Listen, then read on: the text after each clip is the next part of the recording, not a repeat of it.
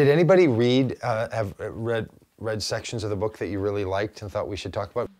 Part of what your book kind of guides some of our thinking toward is that when Abraham went to sacrifice Isaac, you make the case that instead of thinking of that as an example of transactional religion that we ought to have, rather as an opportunity to think differently about God. And I was wondering if you could say some more about that. Yes, I will. It's my favorite story in the book, my favorite part. And the story of Abraham is this real problem for someone like me who's trying to make an argument to say that God does not want a transactional system of tests and approval.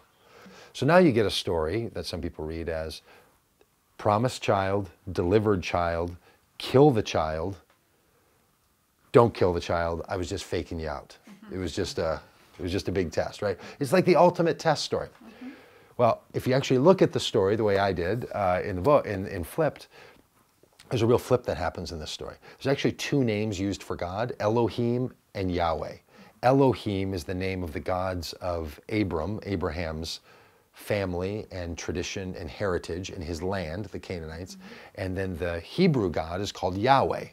So I think this is a story where Abraham is tested not will he do what God wants, but would Abraham be willing to listen to the new voice of God, not the one of his childhood, not the you have heard it said, but the I say to you. So it is a story of flip. Would Abraham trust in the new story of God and not the old story of his ancestors?